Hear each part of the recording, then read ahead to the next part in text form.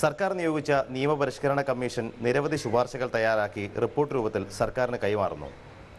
ഇതിലെ ചില നിർദ്ദേശങ്ങൾ ഇപ്പോൾ തന്നെ സമൂഹത്തിൽ തുറന്ന ചർച്ചയ്ക്ക് വഴിവെച്ചിരിക്കുകയാണ്. പൊതുസമൂഹത്തെ ബാധിക്കുന്ന രണ്ട് പ്രധാനപ്പെട്ട നിർദ്ദേശങ്ങളാണ് ഇന്ന് നേർക്കുനേർ ചർച്ചയ്ക്ക് വിധേയമാക്കുന്നത്. ഒന്ന്, ദയാവധം നിയമവിധേയമാക്കണം എന്നുള്ള നിർദ്ദേശം. രണ്ട്, ജനസംഖ്യാ നിയന്ത്രണത്തിൻ്റെ ഭാഗമായി കുട്ടികളുടെ എണ്ണം 2ആയി നിജപ്പെടുത്താൻ ഉദ്ദേശിക്കുന്ന വ്യവസ്ഥയും. ഈ രണ്ട് ഘടകങ്ങളെക്കുറിച്ചും പൊതുസമൂഹം എങ്ങനെ ചിന്തിക്കുന്നു എന്ന ചർച്ചയാണ് നേർക്കുനേർ ഇന്ന് ഉദ്ദേശിക്കുന്നത്. ഈ വിഷയത്തെക്കുറിച്ച് വിലയിരുത്താനെത്തിയ ഓരോരുത്തരെയും പരിചയപ്പെടാം. അഡ്വക്കേറ്റ് ശിവൻ മഠത്തിൽ ഹൈക്കോടതിയിലെ മുതിർന്ന അഭിഭാഷകനാണ്. ആർ പാർവതീദേവി പ്രമുഖ മാധ്യമപ്രവർത്തകയും കുടുംബശ്രീയുടെ കോർഡിനേറ്റർ കൂടിയാണ്. ഇപ്പോൾ ശ്രീ എബ്രഹാം പുത്തൻകടത്തിൽ പ്രോ ലൈഫിൻ്റെ വക്താവ് കൂടിയാണ് അദ്ദേഹം. ഒപ്പം വിവിധ മേഖലകളെ പ്രതിനിധീകരിച്ച് ആരോഗ്യരംഗത്തും സാമൂഹ്യ, രാഷ്ട്രീയ, സാമുദായിക മേഖലകളെ പ്രതിനിധീകരിക്കുന്ന ഒരു വലിയ സദസ്സും ഈ ചർച്ചയിൽ അണിനിരക്കുന്നു. അഡ്വക്കേറ്റ് ശിവൻ മഠത്തിൽ, താങ്കൾ തന്നെ തുടങ്ങാം. ഒരുപക്ഷെ വളരെ വിപ്ലവകരമായ മാറ്റത്തിന് വിധേയമാകാവുന്ന ഒരുപിടി നിർദ്ദേശങ്ങൾ നിയമപരിഷ്കരണ കമ്മീഷൻ മുമ്പോട്ട് വയ്ക്കുന്നുണ്ട്. ഈ രണ്ട് നിർദ്ദേശങ്ങളിൽ നമ്മൾ ആദ്യം ചർച്ച ചെയ്യുന്നത് ജനസംഖ്യാ നിയന്ത്രണത്തിൻ്റെ ഭാഗമായി 2 കുട്ടികളിലധികം ഉണ്ടാകാത്ത തരത്തിൽ അല്ലെങ്കിൽ അത്തരം ഒരു നിബന്ധന രൂപത്തിൽ മുമ്പോട്ട് വെച്ചിട്ടുള്ള നിർദ്ദേശമാണ്. ജനസംഖ്യാ നിയന്ത്രണത്തെ സംബന്ധിച്ച് ദേശീയ തലത്തിൽ തന്നെയുള്ള കാഴ്ചപ്പാടിൽ നിന്ന് വ്യത്യസ്തമാണ് കേരളത്തിലെ അവസ്ഥ എന്ന് പറയുന്നുണ്ട്. ഇത്തരത്തിലുള്ളൊരു സംസ്ഥാന തലത്തിൽ ഒതുങ്ങി നിൽക്കുന്ന ദീർഘവീക്ഷണത്തോടുകൂടിയുള്ളൊരു ആസൂത്രണവും നിയന്ത്രണവും എത്രമാത്രം ഫലപ്രദമാണ്? എങ്ങനെ നിർദ്ദേശത്തെ കാണുന്നു? ഒരു കുട്ടി ജനിക്കുമ്പോൾ ആ കുട്ടിയുടെ പാരൻസിന്, അച്ഛനമ്മമാർക്ക് ആ കുട്ടിക്ക് സാമൂഹ്യ സുരക്ഷിതത്വം കൊടുക്കാൻ വേണ്ടിയുള്ള സാമ്പത്തിക ഭദ്രത. 2, സോഷ്യൽ സെക്യൂരിറ്റി, സാമൂഹ്യ സുരക്ഷിതത്വം.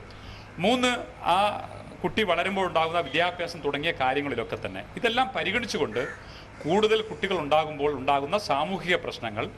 2, അവരുടെ കുടുംബ ഭദ്രത. 3, സാമ്പത്തിക ഭദ്രത. ഇത്തരം കാര്യങ്ങൾ പരിശോധിച്ചുകൊണ്ട് പോപ്പുലേഷൻ ലിമിറ്റ് ചെയ്യുക എന്നുള്ളതാണ്, അല്ലാതെ അതിനെ തടയുക എന്നുള്ളതല്ല. ലിമിറ്റ് ചെയ്യുക എന്നുള്ളത് ഒരു ആത്യന്തികമായ ഒരു ലക്ഷ്യത്തെ മുൻനിർത്തിക്കൊണ്ടാണ്. അത് മതത്തെയോ അല്ലെങ്കിൽ മറ്റു രാഷ്ട്രീയ സംഹിതകളെയോ അല്ലെങ്കിൽ നൈതികമായ നമ്മുടെ സാമൂഹ്യ ചുറ്റുപാടുകളെ വെല്ലുവിളിച്ചുകൊണ്ടല്ല, പക്ഷെ മറിച്ച് അവരുടെയൊക്കെ സഹകരണം തേടിക്കൊണ്ടുള്ള ഒരു നിയമനിർമ്മാണത്തെയാണ് ഉദ്ദേശിക്കുന്നത്. ഞാനത് പറയുമ്പോൾ നിയമനിർമ്മാണങ്ങൾ ഒരിക്കലും അടിച്ചേൽപ്പിക്കപ്പെടേണ്ടതല്ല.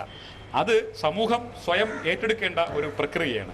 സമൂഹത്തിൻ്റെ നിയതമായിട്ടുള്ള, നൈതികമായിട്ടുള്ള, ജൈവപരമായ പുരോഗതിയുടെ ഒരു അളവുകോലാണ് നിയമനിർമ്മാണം. ആ അർത്ഥത്തിൽ സമൂഹം അതിനെ സ്വീകരിക്കണം എന്നുള്ളതാണ് തീർച്ചയായും ഉദ്ദേശശുദ്ധി. ആ നിലയ്ക്ക് തന്നെ നമ്മൾ എടുക്കുമ്പോൾ കേരളത്തിൻ്റെ ഒരു പ്രത്യേക കോണ്ടെക്സ്റ്റിൽ ഇത്തരത്തിൽ ദീർഘകാല അടിസ്ഥാനത്തിലുള്ള ഒരു ആസൂത്രണവും ഒരു നിയന്ത്രണവും എത്രമാത്രം പ്രസക്തമാണ്? കാരണം ഈ കാര്യത്തിൽ ഏറെ ബഹുദൂരം മുമ്പോട്ട് പോയൊരു സംസ്ഥാനമാണ് കേരളം എന്ന് പരക്കെ അംഗീകരിക്കപ്പെടുന്ന സാഹചര്യത്തിൽ തീർച്ചയായിട്ടും ആ ഒരു കാഴ്ചപ്പാട് നമ്മൾ ഉൾക്കൊള്ളുമ്പോൾ ഒരു പ്രധാനപ്പെട്ട കാര്യം, കേരളത്തെ സംബന്ധിച്ചിടത്തോളം ഇന്നൊരു സെമി അർബൻ സ്റ്റേറ്റായിട്ട് നമ്മൾ മാറിക്കൊണ്ടിരിക്കുന്നു.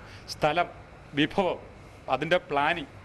ഇത് ഞാൻ പറയുമ്പോൾ നമ്മുടെ ഭരണഘടന പോലും ഒരു സോഷ്യൽ ഇക്വിറ്റി, ഒരു സോഷ്യൽ നമ്മുടെ ഒരു ഡെമോക്രാറ്റിക് സോഷ്യലിസ്റ്റ് രാജ്യമാണ് നമ്മുടെ. അപ്പോൾ വിഭവങ്ങളെ അതിനെ എല്ലാവർക്കും അർഹിക്കുന്ന രീതിയിൽ ഇക്വിറ്റബിളായിട്ട് ഡിസ്ട്രിബ്യൂട്ട് ചെയ്യാൻ പറ്റുന്ന ഒരു സംഭവമാണ്. അപ്പോൾ പ്ലാനിങ് വളരെ പ്രധാനമാണ്. ആ പ്ലാനിങ്ങിൽ പോപ്പുലേഷൻ പ്ലാനിങ് ഏറ്റവും പ്രധാനപ്പെട്ട ഒരു കാര്യമാണ്. എങ്കിൽ മാത്രമേ നമുക്ക് ഈ വിഭവങ്ങളെയും നമ്മുടെ ഈ സംവിധാനങ്ങളെയും തുല്യമായി പങ്കിട്ടുകൊണ്ട് പൊതുസമൂഹത്തിന് നൽകാൻ കഴിയുള്ളൂ. ശ്രീ എബ്രഹാം പുത്തൻകടത്തിൽ, ഒരു നല്ല ആശയം എന്നുള്ള നിലയ്ക്ക് ഒരു ദീർഘകാല അടിസ്ഥാനത്തിലുള്ള ഒരു ആസൂത്രണം, ഒരു വീക്ഷണം, അങ്ങനെയാണോ ഈ നിർദ്ദേശത്തെ താങ്കൾ അടക്കമുള്ളെങ്കിൽ താങ്കൾ പ്രതിദാനം ചെയ്യുന്നൊരു വിഭാഗം കാണുന്നത്? UN ഒരു കണക്ക് പറയുന്നുണ്ട്, 2.2 കുട്ടികൾ ശരാശരി കുടുംബങ്ങളിലുണ്ടായെങ്കിൽ മാത്രമേ ഇന്നുള്ള ജനസംഖ്യ പിടിച്ചു നിർത്താൻ സാധിക്കത്തുള്ളൂ എന്ന്. അങ്ങനെ UN ആ പ്രചരണത്തിൻ്റെ ഫലമായി ലോകത്തെ 76 രാജ്യങ്ങളിൽ 2.2ൻ്റെ താഴെ കുട്ടികൾ ജനിച്ചു കഴിഞ്ഞു. ആ അവസ്ഥ നിൽക്കുമ്പോൾ കേരളത്തിൻ്റെ കണക്ക് പറയുകയാണെങ്കിൽ 1.9 ഉള്ളൂ. അതായത് 2.2 കുട്ടികൾ മാത്രം ഓരോ കുടുംബങ്ങളിലുണ്ടായെങ്കിൽ മാത്രമേ ഇന്നത്തെ ജനസംഖ്യ പിടിച്ചു നിർത്താൻ പറ്റുള്ളൂ. ആ സ്ഥാനത്ത് കേരളത്തിൽ 1.9 ആയിരിക്കുമ്പോഴാണ് ജനങ്ങൾ കൂടുതലാണ്, അത് കുറയണമെന്ന് ആവശ്യപ്പെടുന്നത്. പിന്നെ മറ്റൊന്ന് പറയാനുള്ളത്, ജനം എവിടെയുണ്ടോ അവിടെയാണ് വളർച്ച ഉണ്ടാകുന്നത്. അത് എല്ലാ ഭാഗത്തും നമുക്ക് വ്യക്തമായി മനസ്സിലായത്. ഇന്ന് ലോകത്ത് ഏറ്റവും കൂടുതൽ വളർന്നുകൊണ്ടിരിക്കുന്ന രാജ്യങ്ങളേതാ? ചൈനയും ഇന്ത്യയും. എന്താണ് കാരണം? അവിടെ ഏറ്റവും വലിയ സമ്പത്ത് അവിടെയുണ്ട്. ഏറ്റവും വലിയ സമ്പത്ത് മാൻ പവറാണ്, മനുഷ്യ സമ്പത്താണ്. അത് ഏറ്റവും കുറഞ്ഞ അമേരിക്ക, യൂറോപ്പ് തുടങ്ങിയ രാജ്യങ്ങൾ മുഴുവൻ തകരുന്നത് നമ്മളിപ്പോൾ വ്യക്തമായിട്ട് കണ്ടുകൊണ്ടിരിക്കുകയാണ്. ജനസംഖ്യ ബാധ്യതയല്ല, ഒരു രാജ്യത്തിൻ്റെ ബാധ്യതയല്ല, ജനസംഖ്യ ആസ്തിയാണ്. ജനം എവിടെയുണ്ടോ അവിടെ വളർച്ച ഉണ്ടാകും. നമ്മളെ ഈ പ്രപഞ്ചത്തിൽ ദൈവം മനുഷ്യൻ സൃഷ്ടി കൊടുത്തിട്ടുണ്ടെങ്കിൽ അവന് ജീവിക്കാനുള്ള വകകൾ ഉണ്ടാകുന്നുണ്ട്. കേരളത്തിൽ ഇപ്പോൾ ഞാൻ ചോദിക്കട്ടെ, നമ്മുടെ തിരുവനന്തപുരം സിറ്റിയിൽ ഇപ്പോൾ പണിക്ക് വരുന്നത് മുഴുവൻ കേരളീയരാണോ? നമ്മുടെ ഇവിടെയുള്ള ഏരിയ നോക്കി കണക്കൂട്ടിക്കൊണ്ടിരുന്ന പറ്റിയല്ല. 2 കുട്ടികൾ പോലും കുടുംബങ്ങളിൽ ശരാശരിയില്ല. ഇനി 2 കാര്യമുണ്ട്. നമ്മൾ പറഞ്ഞ മറ്റൊരു വിഷയം ഇതിനകത്ത് ബന്ധപ്പെട്ട് വരുന്നുണ്ട്. ഇപ്പം പറഞ്ഞ ആയുർദൈർഘ്യത്തിൻ്റെ കാര്യം. ജനന നിരക്ക് കുറഞ്ഞു, അതുപോലെ തന്നെ മരണനിരക്കും കുറഞ്ഞു. മരണനിരക്ക് കുറഞ്ഞപ്പോൾ വൃദ്ധര കൂടി. ആ വൃദ്ധരെ നോക്കാനായിട്ട് ഇവിടെ ആളില്ലാതിരിക്കുന്ന അവസ്ഥ എന്തുകൊണ്ടാണ്? കുഞ്ഞുങ്ങൾക്ക് ജന്മം കൊടുക്കാൻ നമ്മൾ തയ്യാറല്ല. പുതിയ തലമുറയെ രൂപപ്പെടുത്താൻ നമ്മൾ തയ്യാറല്ല. അവരുണ്ടാകുന്നതിന് മുഴുവൻ നശിപ്പിക്കണമെന്നല്ല, ഉണ്ടാകാതിരിക്കാനുള്ള മാർഗ്ഗങ്ങൾ നോക്കണമെന്ന് പറയുമ്പോൾ ഈ വൃദ്ധരെ നോക്കാൻ ആളില്ലാതെ വരും. അതൊരു വിഷയം. ഞാൻ തരാം. ശ്രീമതി പാർവതി ദേവി, ഇതിനകത്ത് 2 തരത്തിലുള്ള വീക്ഷണമുണ്ട്. നേരത്തെ CDS അടക്കം നടത്തിയ പഠനങ്ങളിൽ പറഞ്ഞിരുന്നു, പ്രൊഡക്റ്റീവ് ഏജിലുള്ള ഒരു ഗ്രൂപ്പിനെ നഷ്ടപ്പെടുകയും കുറെ കൂടി വൃദ്ധരായിട്ടുള്ള ഒരു വലിയ വിഭാഗം കൂടി വരികയും ചെയ്യുന്നു. ഇത്തരത്തിലുള്ള ആസൂത്രണം ശരിക്കും പുറത്തോട് മാത്രമാകുന്നതേ ഉള്ളൂ. പക്ഷേ കേരള സ്പെസിഫിക് എന്ന് എപ്പോഴും നമ്മൾ പറയുന്നുണ്ടെങ്കിലും കേരളത്തിൻ്റെ സാമൂഹ്യ യാഥാർത്ഥ്യങ്ങളെ വേണ്ടത്ര ആഴത്തിൽ മനസ്സിലാക്കിയിട്ടുണ്ടോ ഈ വിഷയങ്ങൾ അവതരിപ്പിക്കുമ്പോൾ? സ്ത്രീയാണ് തീരുമാനിക്കേണ്ടത് അവൾക്ക് എത്ര കുട്ടികൾ വേണം എന്നുള്ളത്. പിന്നെ ജനസംഖ്യ, ദാരിദ്ര്യത്തിൻ്റെ കാരണം ജനസംഖ്യയാണ് എന്ന് നമുക്ക് പറയാൻ കഴിയില്ല. അത് അങ്ങനെ ഒരു എന്താ പറയുക, ഒരു ലളിതവൽക്കരണം പലരും ചെയ്യാറുണ്ട്. ഇന്ത്യയുടെ ദാരിദ്ര്യത്തിന് കാരണം ഇവിടുത്തെ ജനസംഖ്യയാണ്. അതൊരിക്കലും അംഗീകരിക്കാൻ കഴിയില്ല. ദാരിദ്ര്യത്തിന് മറ്റു ഒരുപാട് ഘടകങ്ങളുണ്ട്. പക്ഷേ അതിനോടൊപ്പം തന്നെ ഇന്നിപ്പോൾ നമ്മുടെ കോസ്റ്റൽ ഏരിയയിലെ നമ്മുടെ തീരപ്രദേശങ്ങളിലെ കുടുംബങ്ങളിലേക്ക് പോയാൽ കൊടും പട്ടിണിയാണ്. പലരും പറയും കേരളത്തിൽ പട്ടിണിയില്ലാന്ന്. നമ്മളൊക്കെ നിരന്തരം എന്നോണം ഈ പട്ടിണിക്കാരുടെ ഇടയിൽ പ്രവർത്തിക്കുന്നവരാണ്. ആ വീടുകളിലൊക്കെ തന്നെ 8ഉം 10ഉം കുഞ്ഞുങ്ങളാണ്. ഒരു ഓല പോലും ഇല്ലാത്ത ഒരു ഷെഡിനകത്ത് അച്ഛനും അമ്മയും 10 കുഞ്ഞുങ്ങളും കൂടിയാണ് കിടക്കുന്നത്. അവരെ എന്തൊക്കെയോ കാരണങ്ങളാൽ ഈ പറയുന്ന തരത്തിലുള്ള ജനന നിയന്ത്രണം അവർ പാടില്ല എന്നുള്ള വിശ്വാസം കാരണം അവരതിന് പോകുന്നില്ല. ഒരു കുഞ്ഞിന് പോലും ആഹാരം കൊടുക്കാനില്ലാത്തവർ 10 കുഞ്ഞിനെ പട്ടിണിക്കിടുക ചെയ്യും. കേരളം എന്നുള്ള നിലയ്ക്ക് തന്നെ നമുക്കറിയാം ഇത് ആവശ്യം തന്നെയാണ്.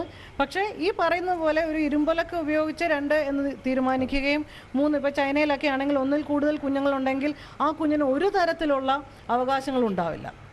ആ കുഞ്ഞിന് സ്കൂളിൽ പഠിക്കാനോ മറ്റ് സൗജന്യങ്ങളോ മറ്റൊന്നും കിട്ടാത്തൊരവസ്ഥയുണ്ട്. അതൊന്നും ശരിയല്ലെങ്കിൽ പോലും ഒരു കുഞ്ഞ് എന്നുള്ള നിലയ്ക്ക് ആ കുഞ്ഞിന് കിട്ടേണ്ട അവകാശങ്ങളൊക്കെ ഉണ്ട്.